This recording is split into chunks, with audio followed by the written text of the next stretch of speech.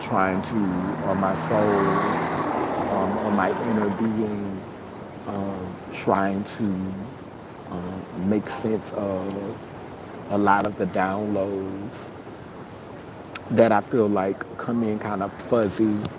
Someone sent me some information yesterday. I think it was Aaron sent me some information yesterday about one of the ways in which HIV and AIDS potentially came into manifestation. And it was a really good video, like how she weaved together how the diamond mines have played a part, how opium has played a part, how the pharmaceutical agencies have played a part, and they've like been, weaving this braid together that has ultimately shifted resources and shifted wealth from certain communities directly to them, like by, getting everyone sick and dependent on drugs, how they've been able to streamline streamline resources, like, and make it so that everything is kind of like coming into them and to create a people that is, more dependent on the government. Give them drugs, give them a temporary fix, give them just enough money to buy their drugs and give them reasons to be depressed. Give them reasons to doubt themselves. Give them reasons to look down on themselves. Remind them that they're wretches and, they're in need of saving. And so, like cultivate this mentality so that they'll, crave like unhealthy food and drugs and, and just want to always have relief. And that's one of the things, hey, Aaron, that's one of the things that I was just talking about you. Come on, manifestation. But that's one of the things that is making me finally like get the courage to speak up. And like, cause I've always had, I want to say, a controversial stance regarding American politics. And I think at first I just didn't have the courage to speak up about my thoughts and how I felt because someone who went to college or someone who's an academic, could, make me look like it's something wrong with me for not having the same perception or not receiving because we do live in a society where people make light of the trauma and the PTSD that we've experienced from being a part of this experiment that is the American government.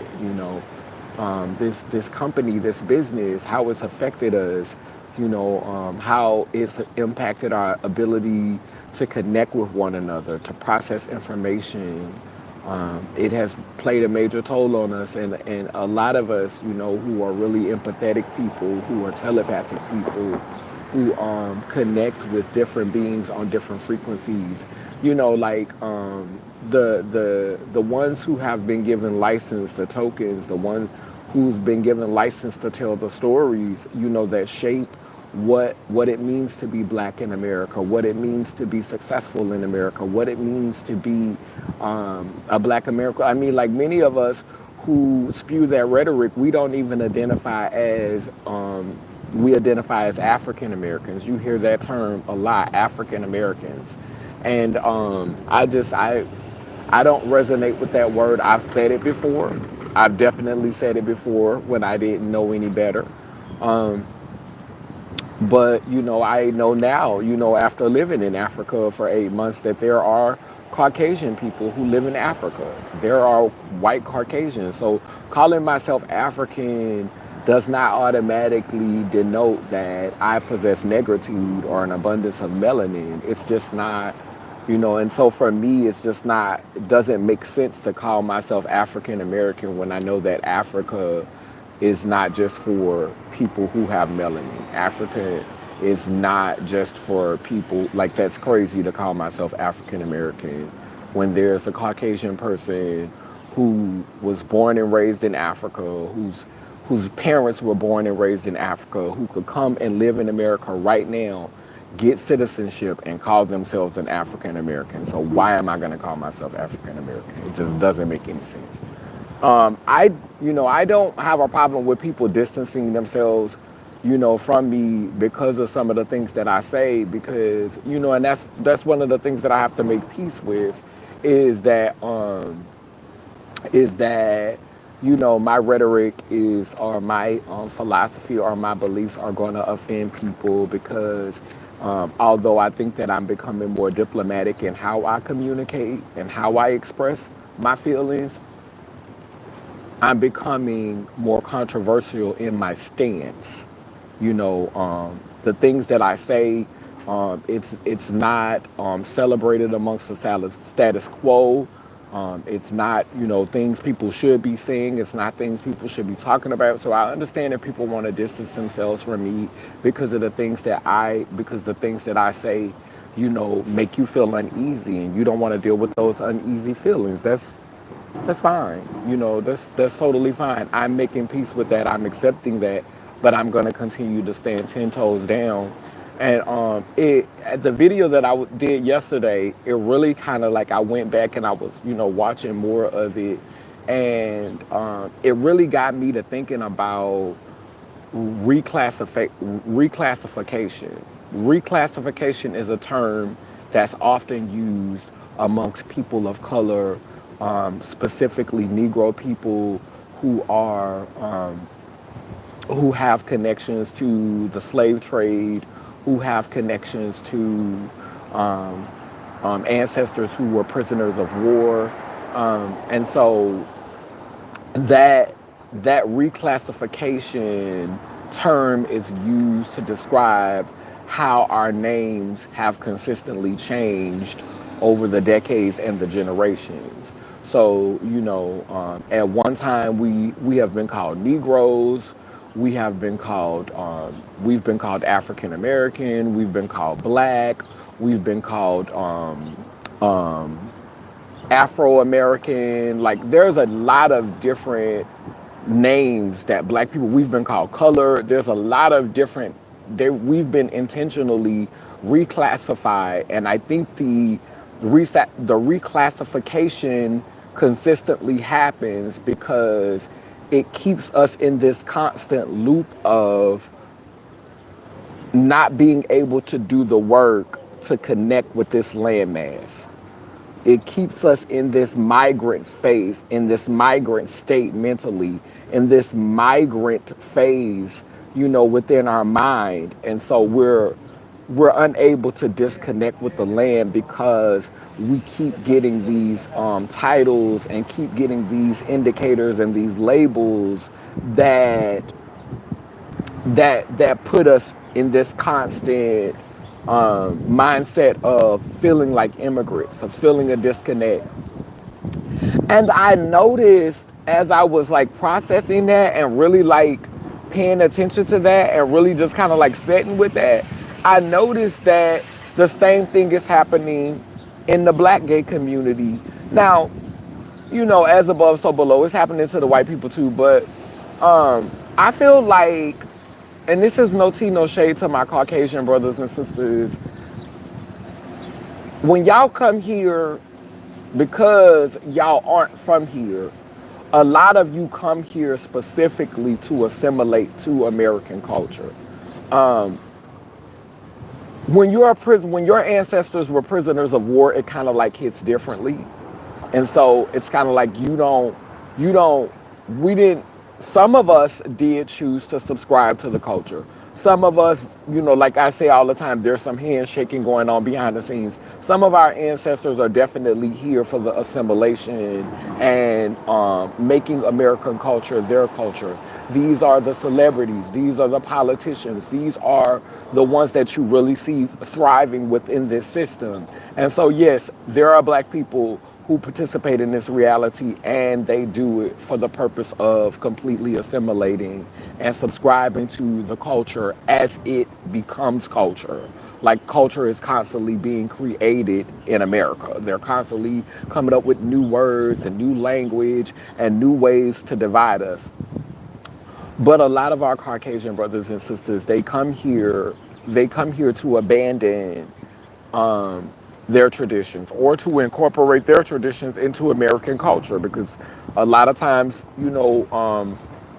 like we be so concerned with what's going on in Europe. Like we be concerned with when a new king is, in when England gets a new king or a new queen, and so some of their culture is actually embedded in our culture. Some of their culture literally becomes our culture because we don't be on the news like when an African king is incarnated or when an African queen is incarnated. It's not no big old thing in America. But it is a big thing when in Europe there's a change in the dynasty, and so their culture kind of like influences American culture and becomes a part of American culture. One of the main things is because now just like Meghan Markle, who was American, was able to marry into that bloodline.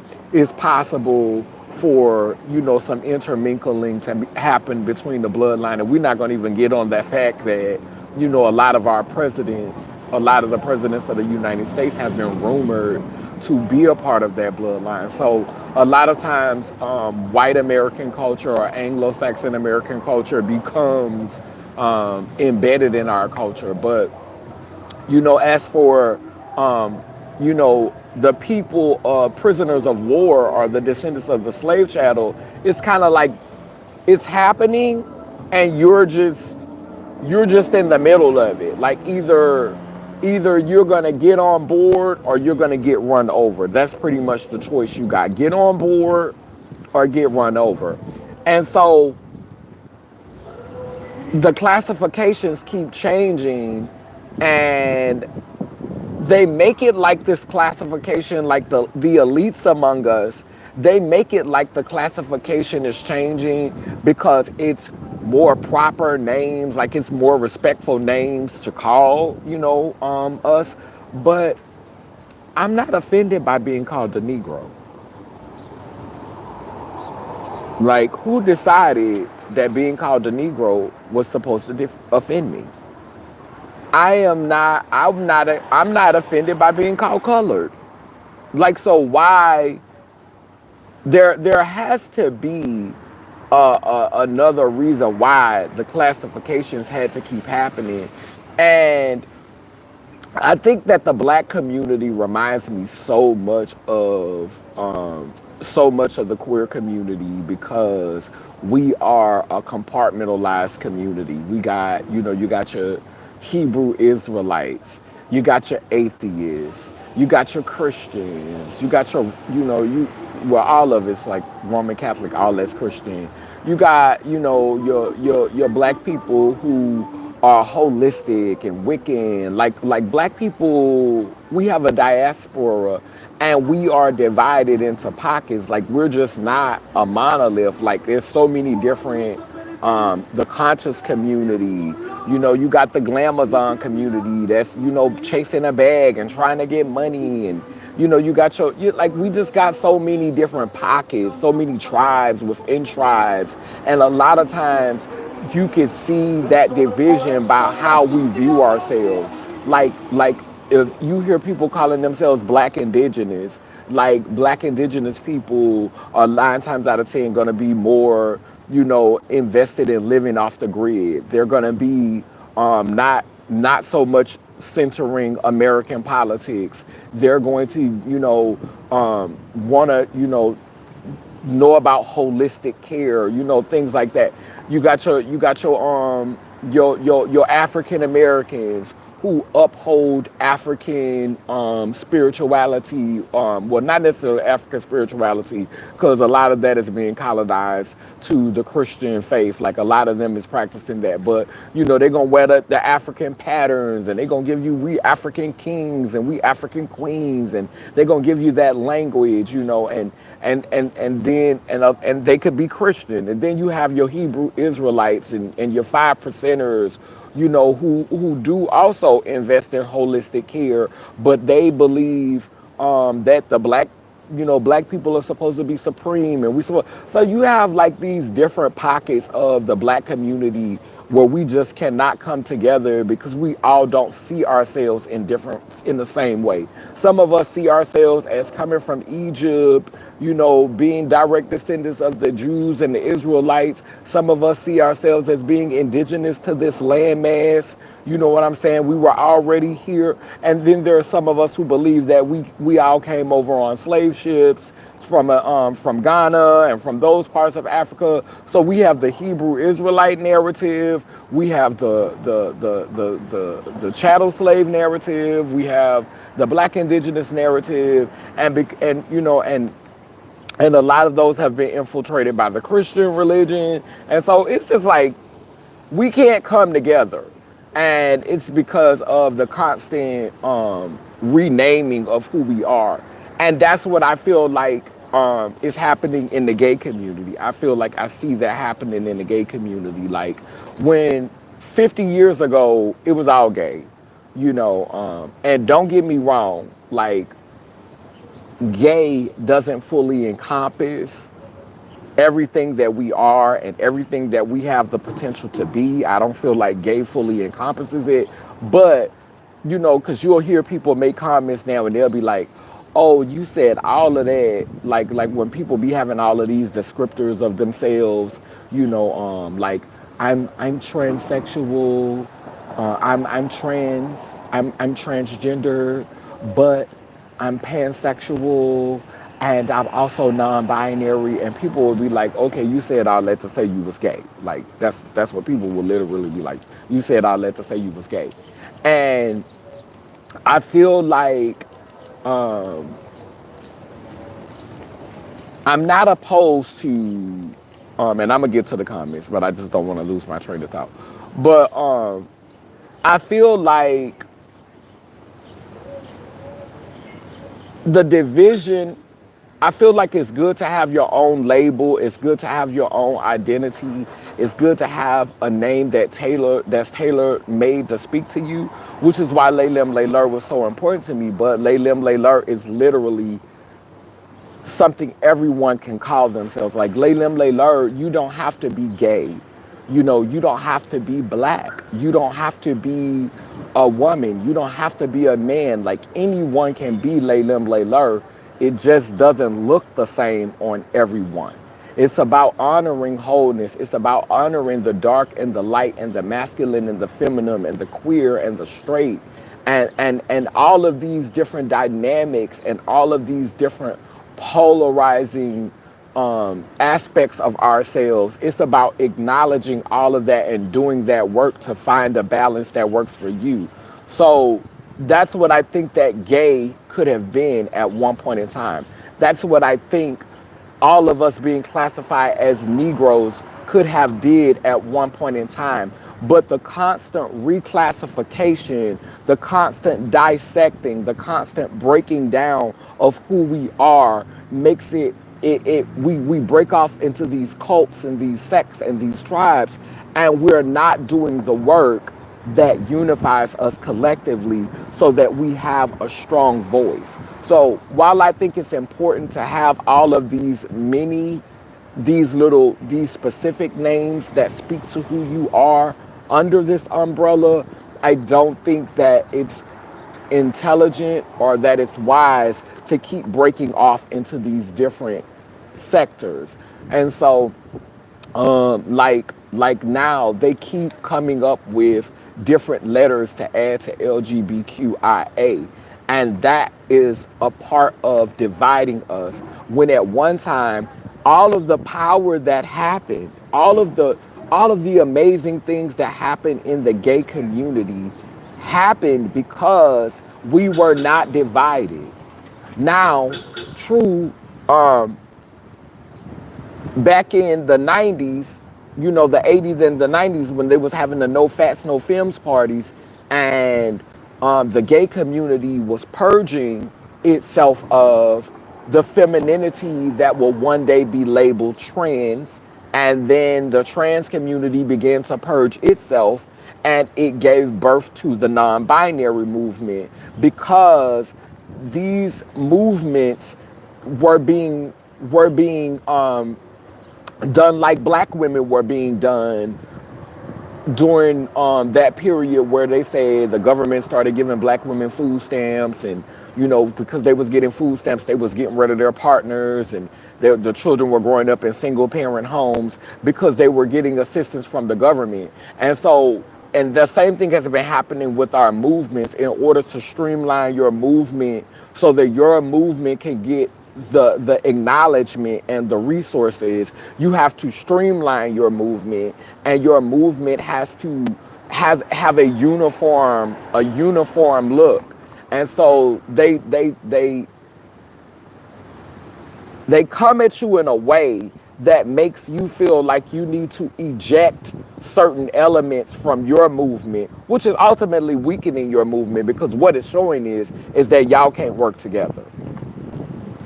When you allow differences to become so strong that you legit have to split, you don't have the capacity. You may get resources for that. You're getting those resources because you've handicapped yourself.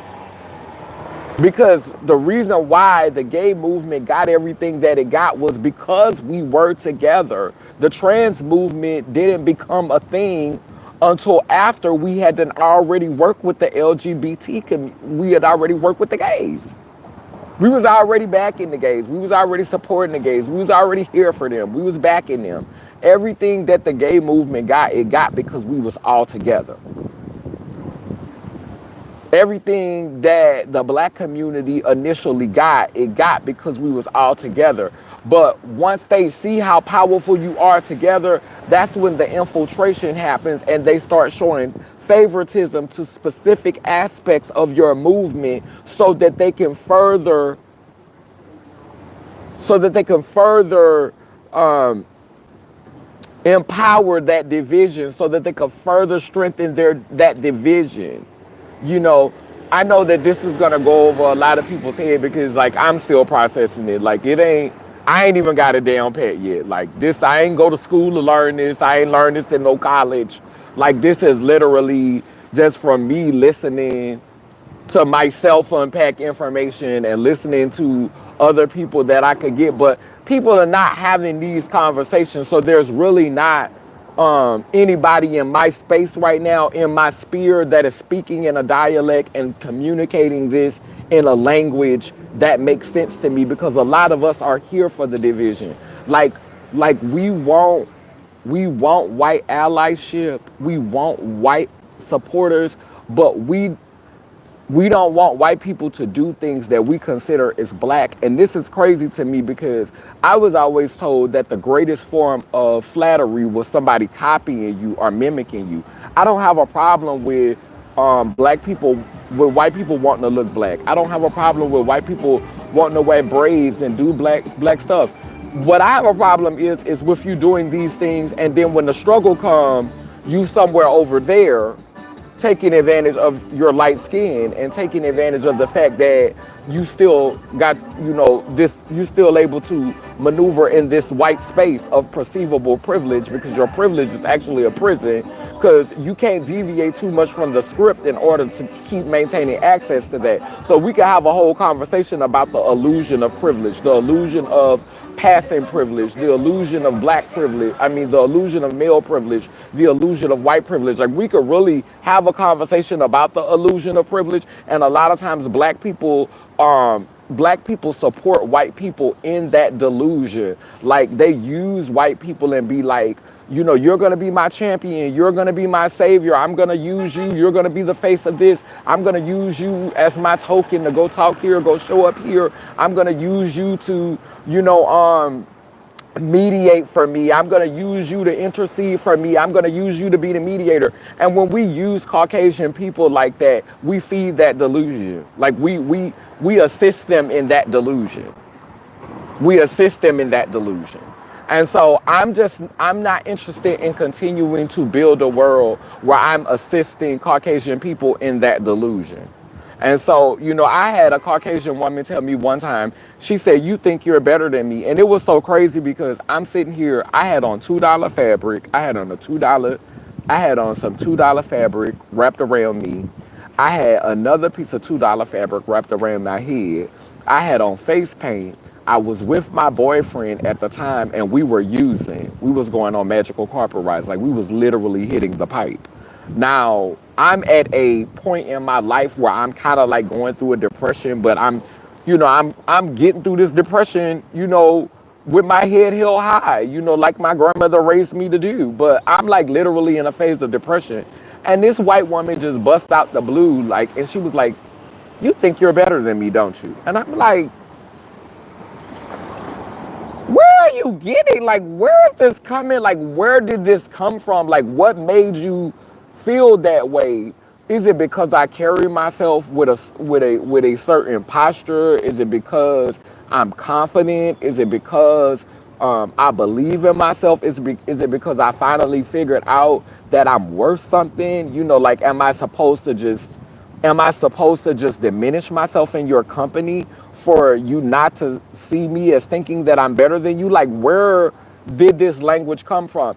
And there's a couple of Caucasian women who've been in my life who have spewed that type of rhetoric towards me. Like, "Oh, you think you're better than me, don't you?" And I'm like, what am I supposed to be giving? Like, how am I supposed to be acting? Like, what is it that I need to do in order to make you feel like I'm not exalting myself over you? Because all I'm doing is being myself.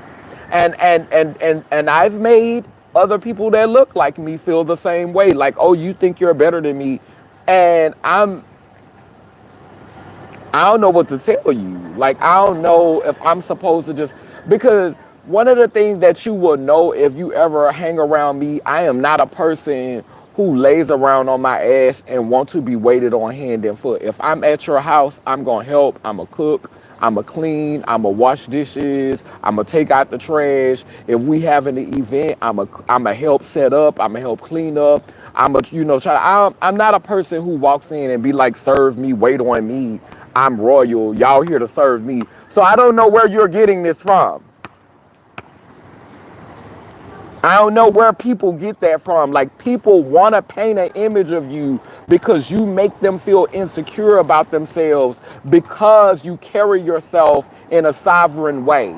You carry yourself in an autonomous way. And a lot of Caucasian people are so delusional about their privilege that when they see you not pressed over their privilege, not excited about their privilege, not looking at them like, "Ooh, I got a white friend. Doors are going to open for me. Opportunities are going to happen for me because you're in my life." No, they were already going to happen. What's meant for me is for me. It's going to happen regardless as to whether you're in my life or not. And one of the reasons why I'm becoming so vocal and so clear about my standpoint on American politics and on white privilege and on the constant reclassification of queer people, of black people. The reason why I'm becoming so vocal and the reason why I'm becoming so clear about my thoughts on it is because I am sick of this henny penny culture. And when I say henny penny culture, I mean this culture of the sky is falling. The sky is falling. We need to get out and we need to do this, or we're going to lose this, or we're not going to have this, or we're not going to be okay, or everything's going to fall apart and it's going to be over and we're going to go back to Jim Crow and we're going to go back to it's the henny penny culture. It is the henny penny culture. The henny penny culture, the sky is falling, that really, really gets my blood to boiling, that really, really upsets me, that I have to live in a society with people who wake up watching the news, being brainwashed and sell it. When I tell you, I've had to navigate a trash life most of my existence.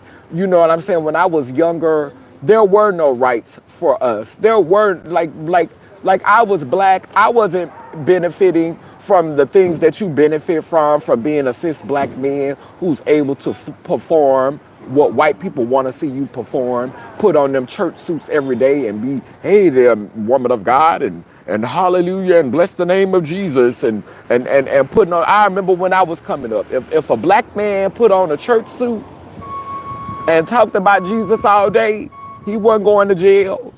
He wasn't getting in no trouble. The police will leave you alone. Put on the church suit. I used to tell my boyfriends that. Put on the church suit and talk about Jesus. You're going to be fine. You're going to be fine. Soon as they pull you over, roll down that window, it's something about the name of Jesus. Baby, oh, you have a good day there, officer. The Africans know it. When they come over here, that's what they do. They wear their suits and they talk about Jesus. I just had a case manager who was horrible at his job. They would not fire him. Why? Because he knew how to run that game on you. He come to work every day with his suit on, and he started talking about Jesus. That's how the black man could stay safe. That's how them black boys could stay safe. They was targeting you from having your pants sagging off your ass and giving that hood energy. But if you put on some shoes that sound like you about to go tap dancing somewhere, put on you some good tapping shoes, and put on you a church suit, and you keep you a low haircut, and you talk about Jesus, you be fine. You be fine. You be fine. If you a black woman and you put on you a long skirt, and you wear you a perm wig, put your little perm wig on your head, put your little perm wig on, and dress like a school teacher or like you about to go to Sunday school, and talk about Jesus, you be fine. You be fine. You ain't gonna get no further than you been getting. You always gonna be second, know that, but you will dodge a whole lot of stuff that people who are not trying to fit into that box. You know, like when I came up, because I was such a free spirit, and because, you know, I just had a spirit that did not want to be indoctrinated or have this idea of American education forced upon me. Now I realize that there are some things that you have to learn, because if you don't learn them, you just won't you won't get very far. So you have to get some of it. You have to pick up some of it. You can't dodge all of it. But I struggled with that, and because I struggled with it so much as a child, I suffered. You know, I suffered, but I'm thankful for that suffering, because you can't get me with the sky is falling shit today, because the sky been falling. You can't get me like you could get everybody else, because I know what it's like to sleep under bridges, to sleep on park benches, to have my feet shackled and to have my hands shackled while I'm walked from one building to another one, like I'm on a chain gang, like slavery was. In New Orleans, I don't know if they still do it now, but they did it in 2000s. They did it in the beginning of the 2000s. They did it in 99. They shackle your hands and they shackle your feet and they walk you like it's a good walk. It's a good walk in the public, not in private, in the public. They parade you from one building. They parade you from the prison to the court, and you're getting out in front of everybody, and you could be on a misdemeanor charge. Let's be clear. You ain't committed no felon. You done been drunk in public. You maybe got into a fight. Something real simple. They have done cavity searches on you. They've looked up your booty hole, made you cough, checked under your nutsack. They have put chains on you. They let you know you are not free. Slip up and go to jail in New Orleans. I don't know if it's still like that now. I haven't been arrested since 2010 in New Orleans. And I know for a fact they're gonna humiliate you. And if you thought in your mind you was free, when they put them cuffs on you and they parade you for a misdemeanor charge, you know more than ever.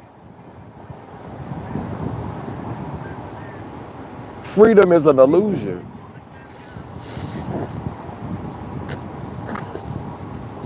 I'm Blackfoot in Tuck Valley. Let me see. Migrant minority mindset. Right, right.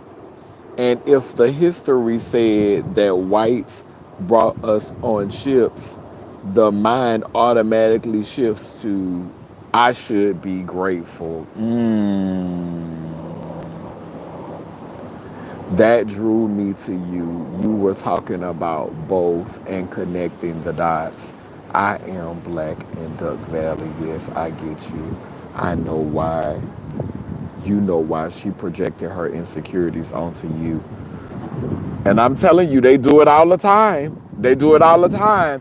And what they want is they want you to be, cause I've seen black people do it to white people. Like I've seen black people master manipulate white people and blow white people head up, you know, making them feel like, oh yes, honey, she got that white privilege. Baby, she gon' girl, we gonna send her, girl, we gonna let her do it. And then here go the white people.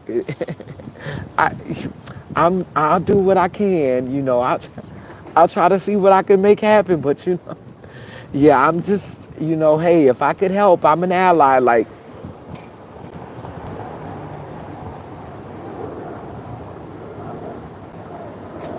it's just, it's never been like, I don't, I get it. I get it. I get it. I get why black people build those relationships with white people. And I get why white people try to pretend like they're not flattered by it. I get all of it. It's not lost on me. But all it does is further perpetuate this idea that white people are superior to us. And I would rather see white people stop picking the black folk that they want to play savior to, and black people being so happy to have them play savior and continuing to cultivate that mentality. I would rather see that stop happening. I would rather see white people, like Caucasian people who really want to see something different in this country, stop trying to live inside of that cookie cutter box that you have to live in order to maintain your privilege. Because trust me, if you stop talking if y'all stop talking like y'all in an episode of Leave It to Beaver, if y'all all stop talking like that, like y'all in an episode of Leave It to Beaver, like it's some Patty Duke and Joan Cleaver foolishness going on. If y'all all stop using that, because y'all use it too, because all of y'all don't talk like that. All of y'all don't talk like that.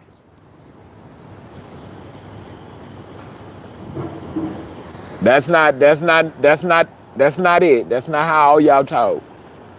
But y'all do that when you trying to get something. When you trying to get somewhere, when you're that is your I'm being compliant, I'm playing the game how it goes. That's your voice. The same way black people have to code switch, white people do too.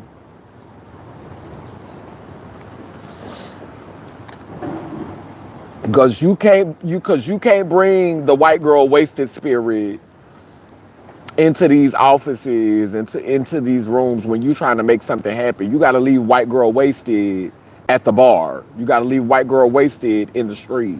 That next day, baby, you got to wake up and you got to channel that Patty Duke energy.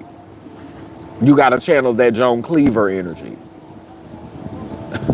You got to channel that Mary Tyler Moore energy. Baby, y'all got the code switch too. I was talking to one of my white male friends, and it was so funny. We was having a conversation, and I don't know how white privilege came up, and he don't look like a typical white person. Like he don't, like you could definitely see there's some Negro. You could definitely see the Negro blood in his ancestry because he got a nice nose, he got a nice lips, he's got a hairstyle. That's traditionally when you think of the hairstyle, you think of black people. I won't say too many clues just in case you ever watch the video, but you could definitely see it's in his ancestry. And we was talking, and he was like, and he just felt the need to say, but I still have white privilege though. Like, and it was like the way he said it. He was like, but I still got white privilege though. And I was like, okay. Like I'm like, what am I supposed to say? Like, of course you got white privilege if you perform in the way they want you to perform, if you talk in the way that they want you to talk. You can't go into them offices giving you on some niggas, giving that energy that I know you could give because I've seen you give that too. I've seen you give swagged out. I've seen you give I could walk through the hood energy. I've seen you give it. I know you can give it. That's why you get accepted into a lot of black spaces.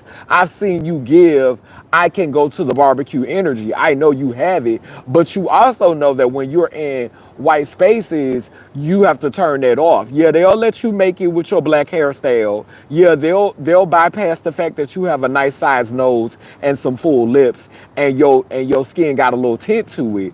But you're gonna have to talk that talk. And you're gonna have to walk that walk. And you're going to have to be extremely on it because of the fact that your skin has a little bit more melanin. Your nose is a little bigger, your lips is a little bigger, and you have a black hairstyle. You're going to have to, you're going to have to really perform lyrically, orally, communicatively. Oh, yes, ma'am. Yes, sir. You're going to have your pontification together. Because they're not, because they are watching you. Because your swagger is a little bit too ebanoid. It's a little bit too negroid. A little too much negritude in that swagger.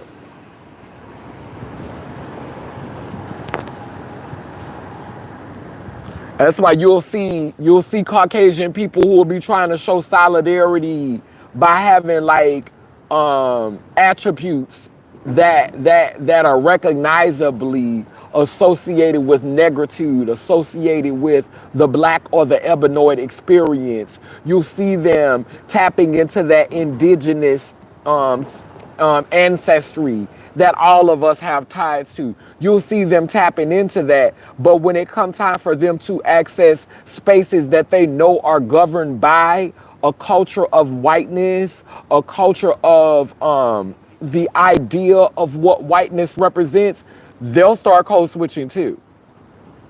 They'll code switch too. And the code switch is more easily received because of the melanin deficiency. Okay, we're going to give you some grace because of the lack of melanin.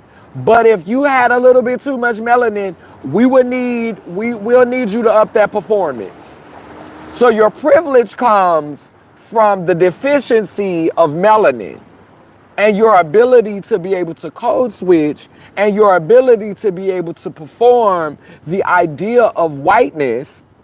Come on now, come on somebody, to perform white ideals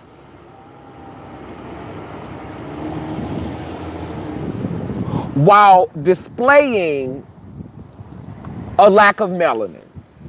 Come on, somebody.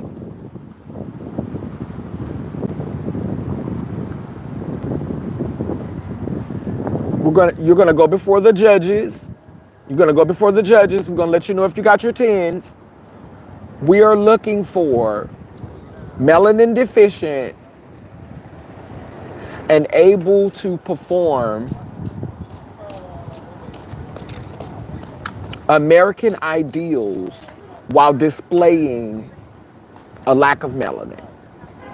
Now, and I promise you, all of them do that. You know, all of them do that. The Hispanics, the Italians, the Irish, because you know the Irish got their own swag. You know they got their own swag. The Italians, they got their own swag when they're amongst each other. The Latinos, the Hispanics, the white passing Hispanics, they all got their own swag when they're amongst each other. But when they move into those white American spaces, when they move into those, when because white is the monolith word for all of these different kinds of beings whose direct ancestry are predominantly of the Caucasoid or Caucasian persuasion. And so when we're talking about Asiatic people, when we're talking about Latino, Hispanic, Italian, Irish, white passing Jews, like when we're talking about all of them, whiteness becomes the monolith for that. And it's so crazy that they they will still uphold those immigrant cultures when they're visiting their families and when they're seeing their families. But when it's time to move into those spaces that are upholding whiteness, then that's where whiteness becomes a monolith for them, you know, and they don't really give pushback on that monolith. We, as far as we concerned, you know, all of them, you know, are from England. All of them from London. You know, it's all the same. You know, but with black people, it's like we just can't get it together. Like I don't know why all of us is so is so headstrong on identifying as African. Like we all gotta be from Africa. Like that's so weird that you know all black people gotta be from Africa, but white people can be from all over. It gets crazy. It's crazy. But yeah, so I just wanted to kind of like vent a little bit and like process a little bit more of how reclassification is impacting not only impacting us as black people, but impacting us as black queer people. And so, like, the movement is constantly being divided. We're constantly being, you know, divided up from each other. We're constantly being segregated from each other. And it's just weakening the movement because ultimately it it is making the next generation less likely to be able to work with each other. It is ensuring that we continue to become more siloed, more divided. And so that to me has been the downside of, like they say, Donald Trump wants to erase the trans community. Part of me is like, why did we have to become the trans community in order for us to be treated like human beings and have basic human rights? Like, why did we need to be recognized by the government as the trans community? Why did we need laws that were specific to the trans community? Why couldn't we just have laws that, you know, protect us, protect our humanity, protect us as human beings? If I'm an adult and I want to change my body or I want to do something to my body, then I should be able to. If I am in puberty and I've discussed this with my parents and my parents are in agreement and I want to start making small changes to my body, you know, then I should be able to. I am not a person who is in favor of children making severe changes to their bodies. Now, if you would have asked me this when I was 14, 15 years old, because I did start sneaking my grandmother's hormones when I was 14 years old. But if you were to ask me this when I was 14, 15 years old, of course I would have said, Yes, I should have gotten a sex change when I was young. Yes, I would have wanted to have, surgeries done on me as a child. But now that I've had a chance to mature and I did it a different way, I'm very thankful that I waited until I was going on 27 to have my orchiectomy, and that I waited until I was 37 to have my sex change, and I waited until I was 47 to have my revision. Like everything was 10 years apart. I had my orchiectomy at 27. Like literally, I turned 27 the next month. I had my complete bottom surgery at 37, and then I went and had my revision at 47. And for me, that I don't regret the process. I love the way that I did it. I'm totally secure about it. I don't have regrets. And that's what I wouldn't want for children. And so there's conversations that can be had about respecting people as, sovereign and autonomous beings, where you don't have to label it, where you don't have to say, oh, this is a trans person and this is why they need this and this is why they need that.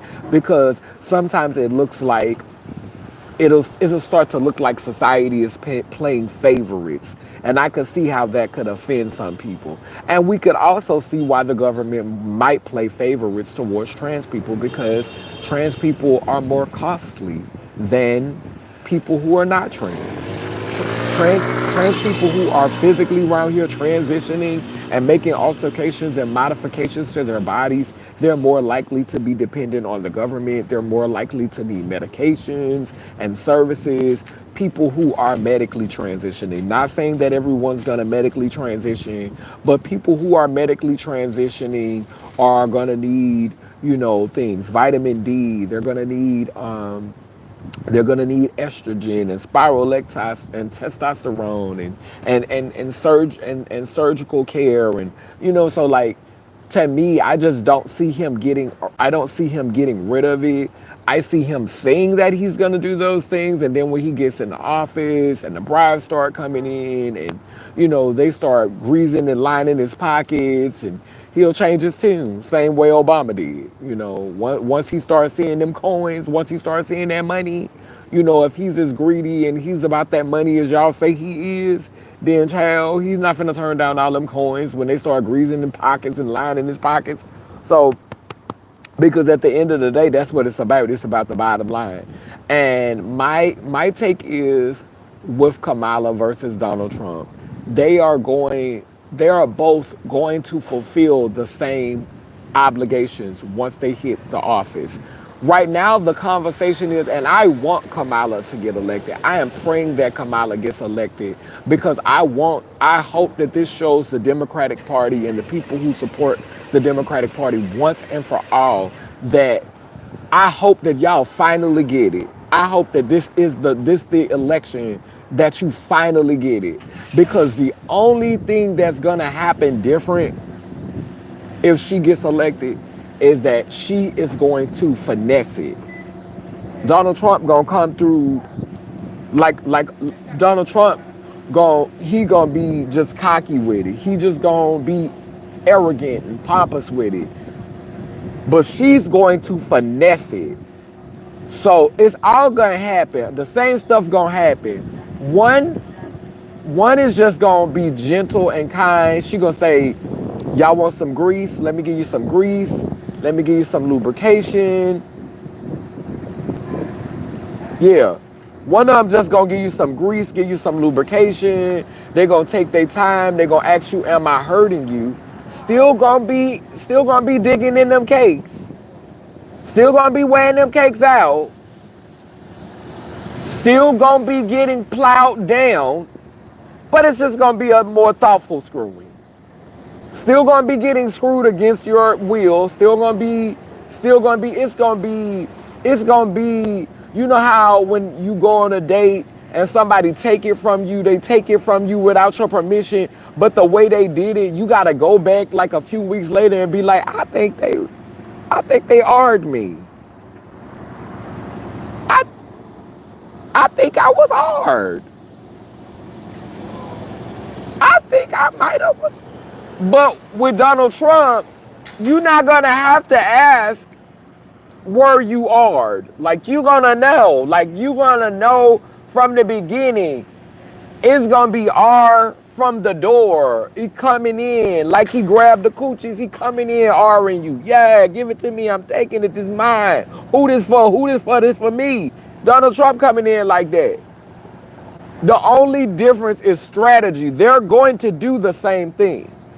And so I want Kamala to win. I'm praying that she wins because I hope this will finally wake the Democratic Party up and the Democratic Party will finally see beyond the shadow of a doubt that it's either way. It's just going to be a little bit slower. It's just going to take a little bit longer. But Biden was it. Time is run out. All the deals that's got to be made, all the paperwork that's got to be signed, all of the stuff that's got to be done, we are approaching a reset. It's a reset. We going into 2025, which is divine 9. You add that together, it's 9. We are headed officially into a reset. And all the deals that need to be made, the contracts, the paperwork, the signing, we here. We here now. We here now. We're here. It ain't no more, it's coming, oh wait. No, it's here. So the only difference is going to be strategy. The only difference is going to be strategy. And I want her to win because I don't want the Democratic Party to be able to say, oh, the reason why this happened is because y'all didn't get out and vote. This y'all fault. Y'all didn't. I want the electoral college vote people to select her. Because that's what matters. You can get out there and vote all you want to. At the end of the day, it boils down to the electoral college vote. I want the people who got the electoral college vote, I want them to see it for Kamala. I want them to elect her. Everybody talking about how Kamala is not backed by the Klan. She's not backed by racists, but she is backed by, she is with a Jew husband. She's married to a Jewish man, and we sending all this money over there to help Israel. Come on, come on, come on. She backed by something similar. We just gonna go ahead and call her thing a thing. So, yeah, I want her to get it. I want her to get the position. I'm praying for her to win because I know either way it's going to be an R-ing happening. Either way, I want her to do it because I don't want black people who are just so hopeful of this and just believe that this is the dream and the hope of the ancestors. I want her to come on up and I want her to win. I want her to win. I'm praying for her to win so that when she jabs, when she commits that R-ing, we so busy trying to keep the wolf out, we gonna let the snake in. And when she does what she does, I want to see what y'all gonna say then. What's gonna be the excuse then? What is it gonna be then? Because it's always something. Y'all made excuses for Biden. Y'all made excuses for Obama. Y'all have made excuse for every Democratic president that has gotten in there. But baby, I have a feeling with Kamala, she's going to do something so grave. She's going to do something so unconscionable, something so questionable, something so, and I'm not speaking this on her because she's a woman. I hate to break it to you, but we live in a country that does not like women in power. We live in a country that does not like women in power. We live in a world that does not like women in power. And so, needless to say, the good old boys are going to pool their resources and we're going to see a bigger blowback than what we saw with Obama. That's unavoidable. That's unavoidable. The pride of hundreds of years worth of patriarchy is not just going to go out without a fight. It's not going to go out. I know y'all know this.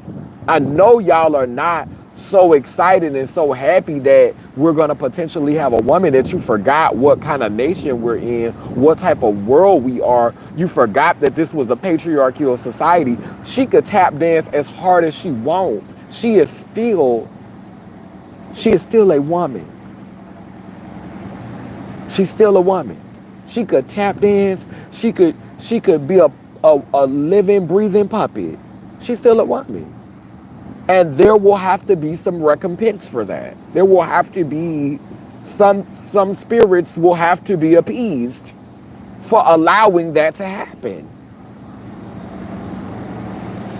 So under her administration, it's gonna be some rocking. It's gonna be a rocking of sorts. Yeah, yeah. This not gonna be a kumbaya transition. So I want all of these black people who out here, and you're not voting for a black person, and you're like you're choosing not to vote for a qualified. Da, da, da, da. I want her to win. Not so much that I'm gonna get out there and vote for her, because I'm not voting for none of it. But I want her to win. I'm burning candles for her to win. I'm praying to the ancestors, please let her win. Because I know we finally gonna get the resolve that we need for y'all to stop making excuses.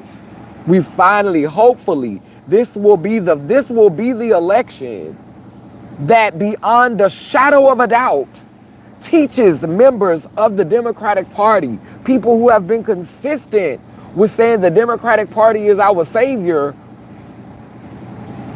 I'm hoping that you all will wake up after that. I'm hoping and praying, because the Democratic Party does have a wider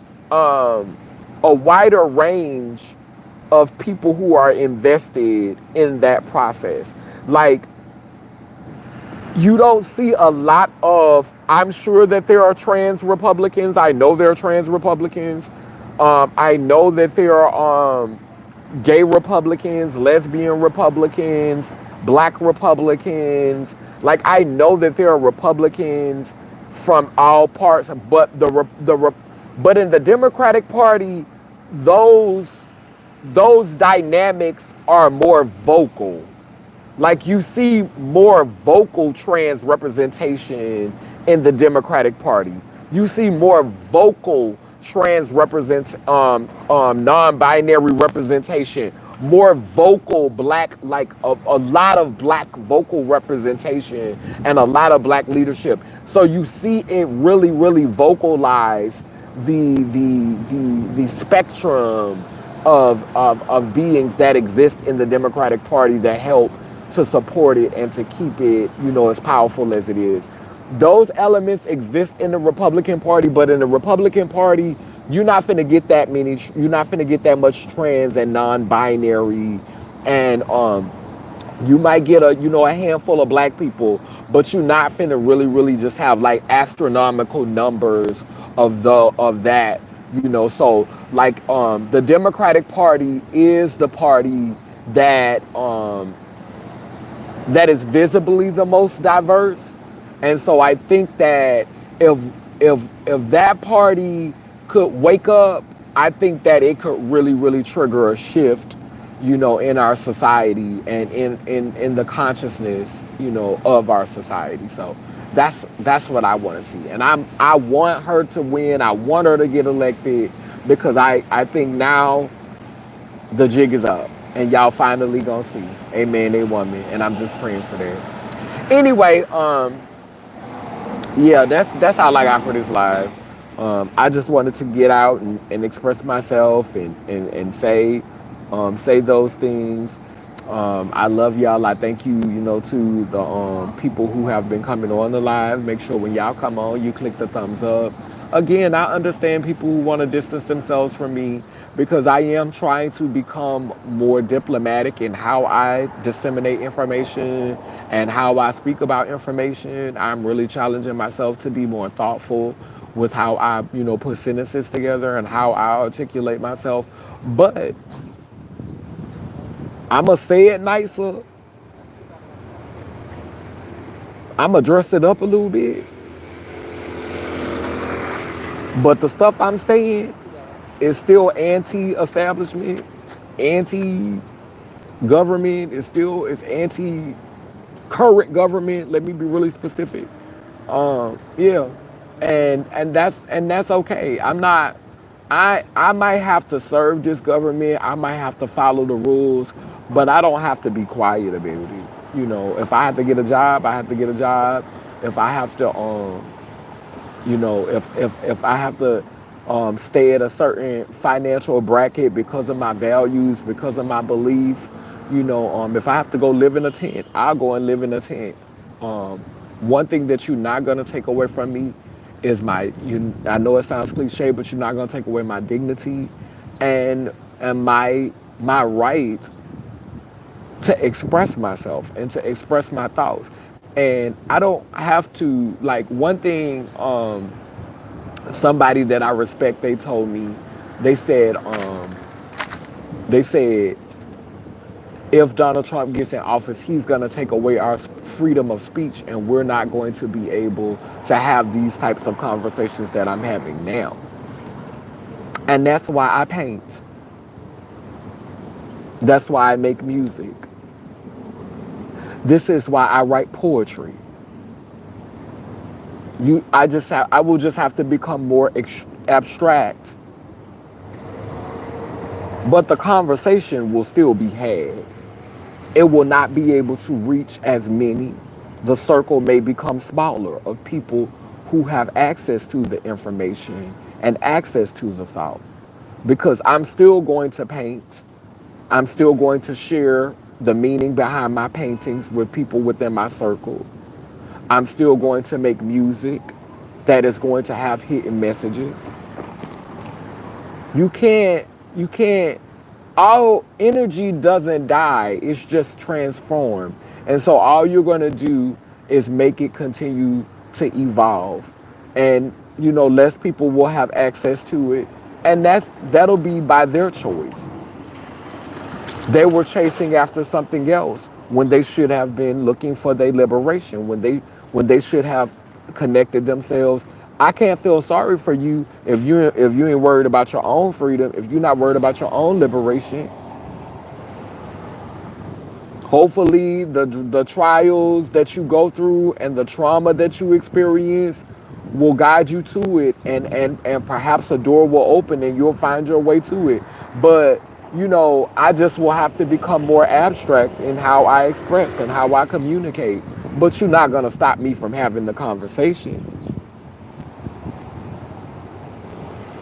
That's I know that this life is temporary, and there's nothing that this world can offer me that's so special that I'm willing to compromise my spiritual feelings and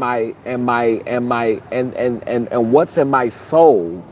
Like, there's nothing that important to make me compromise that connection. It's nothing you could offer me. Nothing that you could offer me.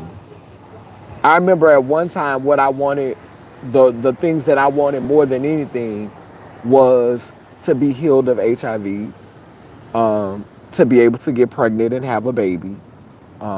These were things that I would have considered weaknesses for me. Like, if you would have told me that you could heal me of my HIV, you might would have, swayed me to be a puppet. If you would have told me that you can make it possible for me to carry a baby, for me to get pregnant, and for me to be able to give birth to a child, you might have been able to get me to be a puppet. Those were two things that you probably could have got me to be a puppet for, if you would have caught me 5 years ago. Unfortunately, it's not 5 years ago. It's today. And not even those things. Not even those things. Now, I'll take a little coin and play your game for a minute, but it's dependent on what you got me doing, because I have to know how much impact this gonna have. Like that's why I don't really tinker with the big money like some of the girls in my community do. They go after them hundreds and hundreds of thousands, and they're compromising their legacy as a result, because people is singing your praises now because you stomping through with a full set of sickening nails. You got on a $200 or $300 lace front. You got on some labels, and you done got your body done and your teeth fixed, and you look lovely. And people singing your praises now. That's temporary, but the people who get in their praises sung now, those are the people who get drugged 20 years from now.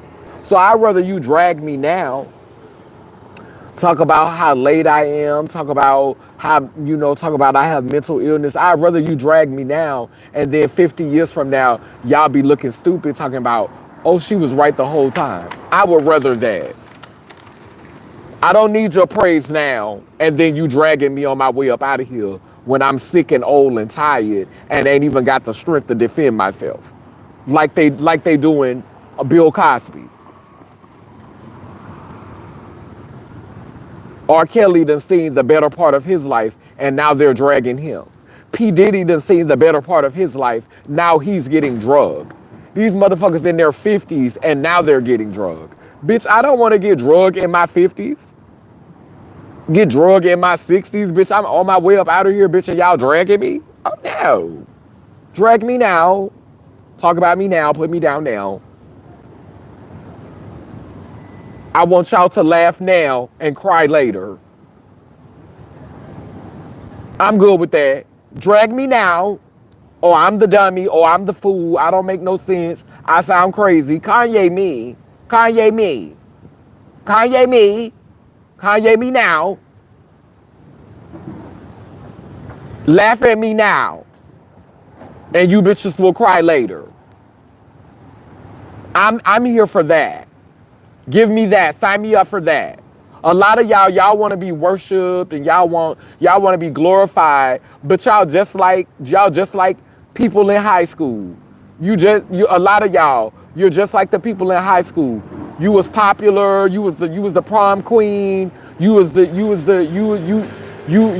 won all of the awards and all the prizes in high school. You was so popular, you was this and that, and later on in life you were a nobody. No one knew you, no one cared.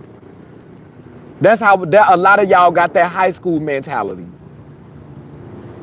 And in the period of your life when you're being puppeteered and you're not conscious and you're not aware and you're able to be used by the government entities, you're able to be used by these institutions and these entities, and once they're done with you, now you've lost the integrity and the respect of your community, and now they're dragging you. And that's your lot. That's your story. You got a couple of coins out of it. You got to see a couple of places. You got to experience a couple of high life moments. But at the end, bitch, they drug you, bitch. You left up out of here on your deathbed, weak, howling. Look at what they did to Wendy Williams. Girl, I'm good. Kanye me. Y'all drag me now. Go ahead and drag me.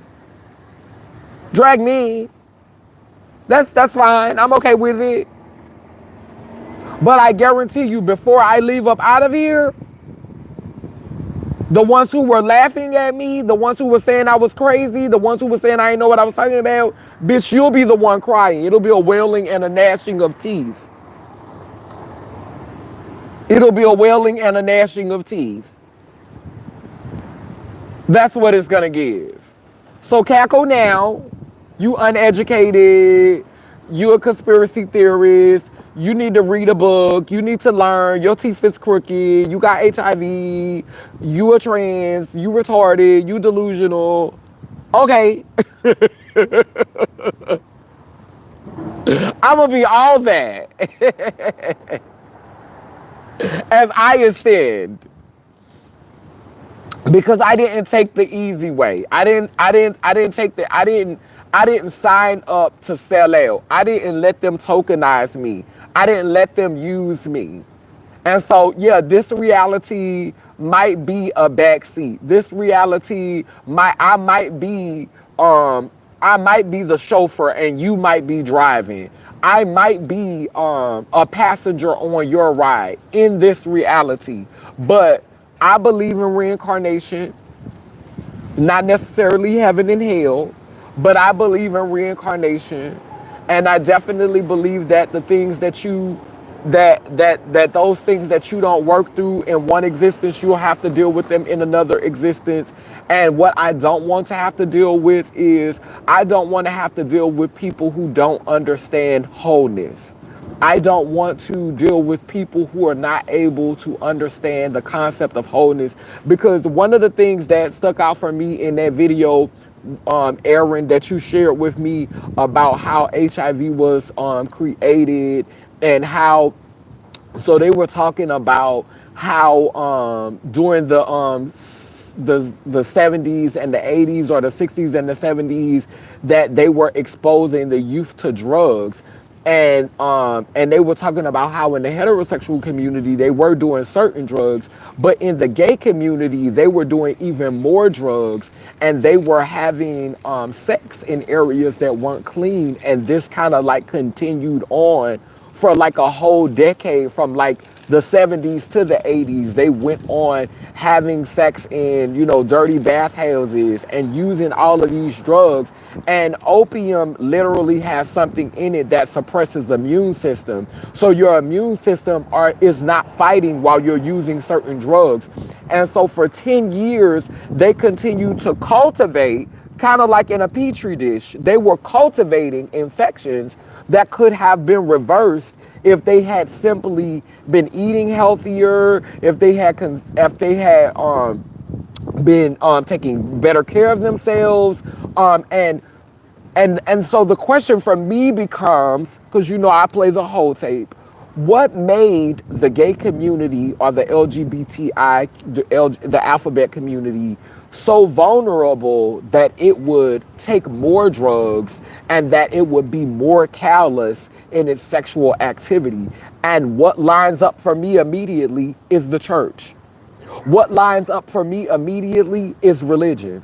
What lines up for me immediately is the perspective that gays had about themselves because of the church and because of the messages that were being put out. And so, what would make them vulnerable to cultivate a petri dish of disease?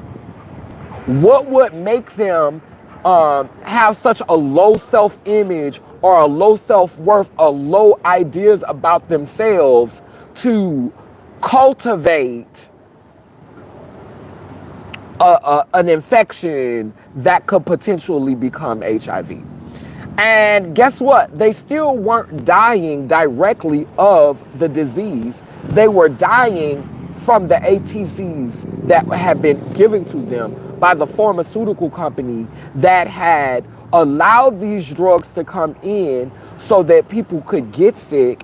And so now the pharmaceutical company is playing both ends. They've let the drugs come in to create the sick people so that they can then medicate and practice on, and kill some of them off, and also, have some come in and practice on them. You know what I'm saying? And then create more drugs. And so, like, it all ties back to the spirituality. It all ties back to the religion. It all ties back to how we are. I was sitting down on that hard ass thing for too long.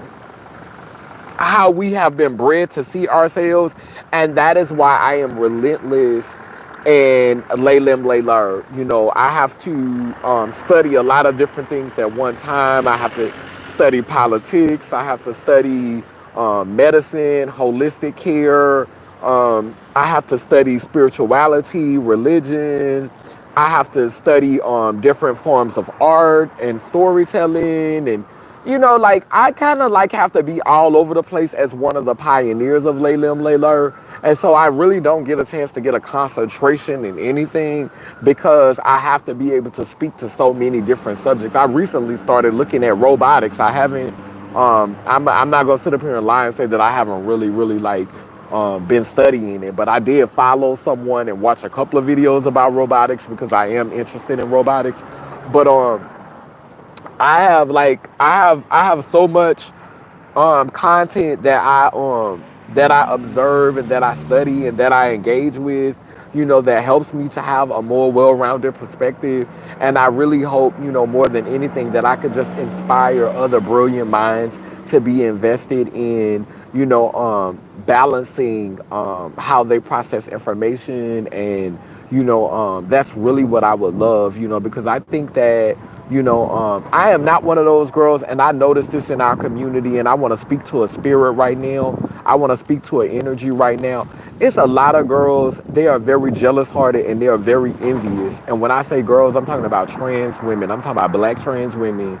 And this is the reason why our movement is so stifled and it's so staggering.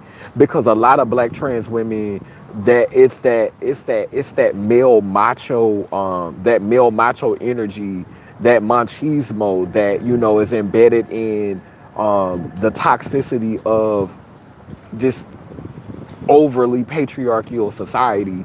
And we have a hard time. And this is not just for trans women, because I also see this in some black females. I'm gonna go ahead and call a spade, because it's not just black trans women. This also exists in black females as well.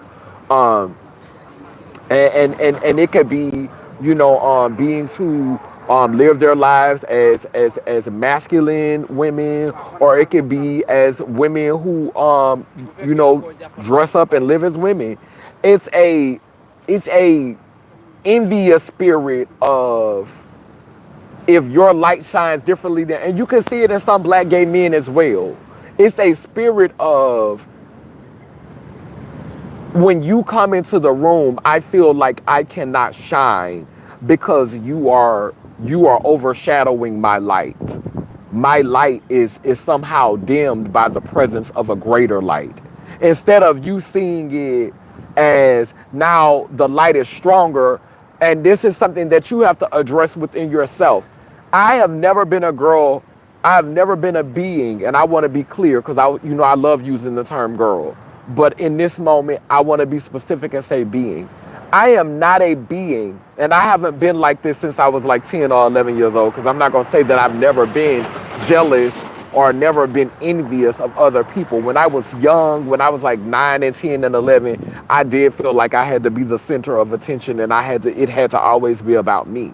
Um, but then I started to realize that your gifts make room for you.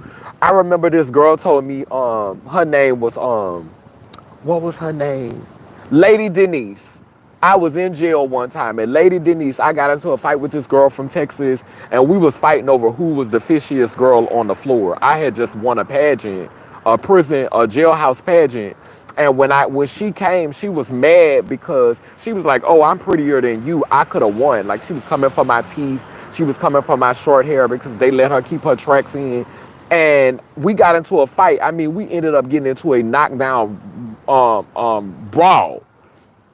And Lady Denise told me after that fight was over, she was like, "It's not about being the one. It's not about when you walk into the room, all eyes on you and don't nobody else exist but you. It's about being one of the ones. Work on being one of the ones. We all can shine together." That's what that told me. We all can shine together. I was never intimidated by other pretty girls, other intelligent girls, other creative girls, other talented girls. And this is what happens in our community. Girls are threatened by your power. They're threatened by your intellect. They're threatened by your ability to what they call that, what's that word? Your charisma. How you can win people over, and people see your authenticity and they love it. So many girls that I have been around have been threatened by my light, have been threatened by my abilities, and have felt like they could not shine when I was in the space with them, have felt like they had to do something. And you could see this in my behavior throughout my life if you pay attention, because if you go through my older videos when I used to have events and I used to have gatherings, if you'll notice, I always kind of like cover myself up. Like I would have on a head wrap, or I would have my body fully covered while everybody else was wearing like sexy dresses and showing their legs and got their boobs and stuff like that. Because I was trying to be thoughtful and not make it like I was trying to center myself, even though I was the one who was delivering the word or delivering a message that day. But I will dress modest so that I could allow the beings around me to shine, like so that they could know. And let me correct myself because I'm not allowing you to shine. You're gonna shine regardless. But I want them to know that it's not my intentions to block your light or to take your light from you or to not, support you in shining. But I have not felt that support from my own people. I have not, I don't often feel like the people around me want me to shine at my brightest capacity. The people around me want that light. It's that like there's always been an intimidation when it came to us sharing space where I felt like I had to dim down my light or I felt like I had to somehow diminish my light in order to make other people feel comfortable. And at this time in my life, I'm just no longer there. I'm no longer willing to make those types of compromises. And so I am asking the universe, I am praying to the universe, I am praying to my mothers and my fathers and my grandmothers and my great grandfathers and all of the ancestors who support me in this work, who support Laylim Layler, who support the Purple One mission, who support the spirituality and the exploration of our wholeness as indigenous, as original people, as genius people. Like if you support me in that to foster a place, to nurture a place, and to develop a place where planets and stars and suns and moons and universes can be housed together, can celestially align ourselves in a way where we don't feel diminished by the other person's light, but instead we feel empowered by it, we feel charged by it, we feel lifted by it, we feel imbued with a burst of energy, we feel just, and that's what I want. That's what I pray for. That's what I ask for. I ask, the ancestors that this spirit of enviousness and the spirit of bitter jealousy and this spirit of self-hatred that it purge itself from us like a boil, like it just raise up and just all of the infection of that just pour out, and all of the beings who represent that in our community and who rest in that space, that they move on, because that is so detrimental to our movement. And that none of us, those of us who do have a light, that we are thoughtful with our light and we don't feel the need to constantly center ourselves and to constantly need validation of that light, and to be thoughtful of other people, and to not feel like you in a contest with who got the brightest light. It's beautiful to support other people in shining, and to create the space for other people to shine, and to not always feel like you have to be the sun and you have to be charging people, but allow yourself to rest so that you can be charged by their light. Amen. Amen. So that's all I got for this live today. I'm happy that I was able to share. I've been on this live for an hour and a half. Hey, thank you, Ink 2020. Yes, God Goddess. Tell them to play the whole tape for us whole ones. I know that's right. Play the whole tape for the whole ones. So since it's Sunday, I think I should do, I'm feeling a little song. I'm feeling a little song. I don't know what it's gonna be though. I got a little song in me.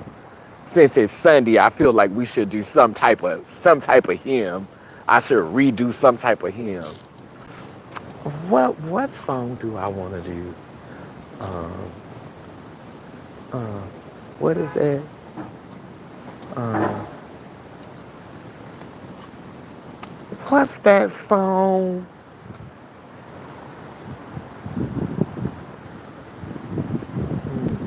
I need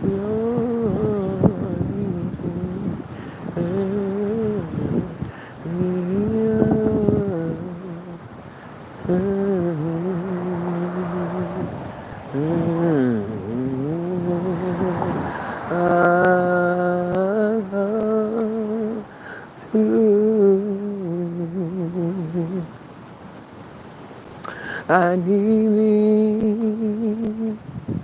thee, oh, I need thee.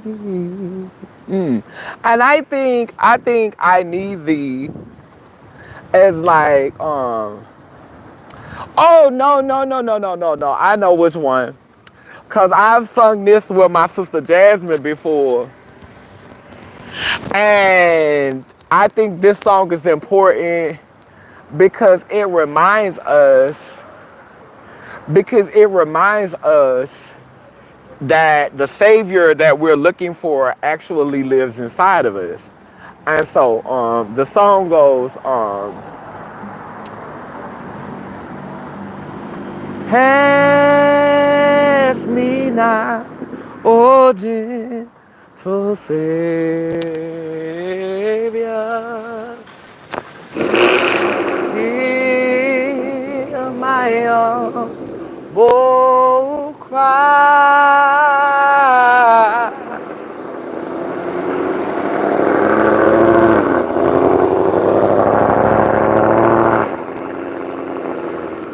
Whilst on others thou art calling,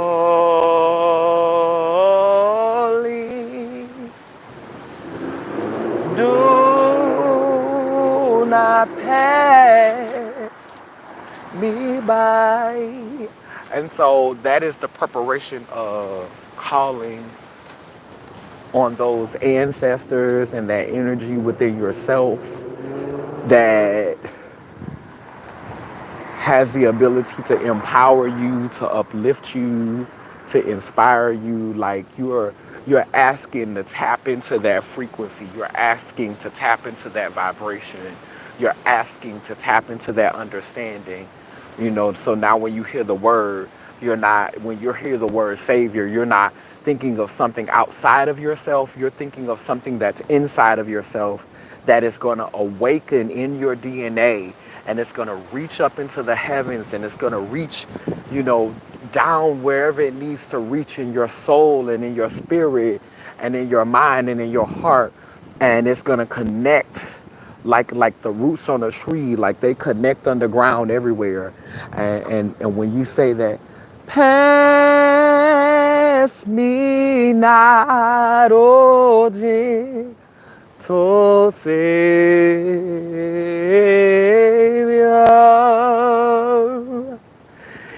hear my humble cry.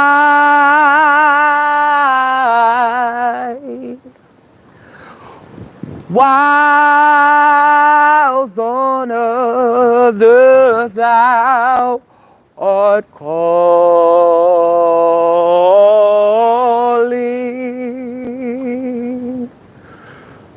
do not pass me by.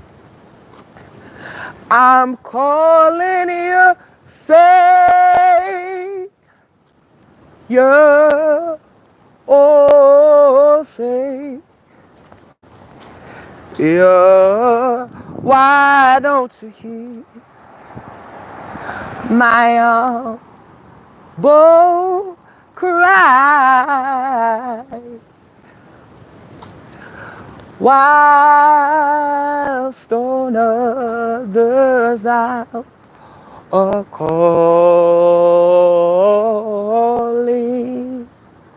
Oh, do not pass me by. Amen, a woman. Thank you, God, goddess. Down with the noun that I say cool, it keeps spinning and turning. Ian Gani, Iyanko, Kalukalo, which means I am a child of God, goddess. And if I am, you know you are. Unapologetic, you're going to have to go back and watch the video, but we wrap it up now. Remember to light your candles today, past, present, and future, and to prepare us for times that are now. Bound and round, both circle and square, we too speak life, so operations beware. Sending healing to those in despair, El by Bosawa, which means we come in peace, no harm to any. Leilem Leiler. Ian Gani Iyanko Kalukalo, which means I am a child of God goddess, and if I am, then you know you are. Love y'all. Later. Oh yeah, Leilem Leiler Nation and purple ones. Rise up, period.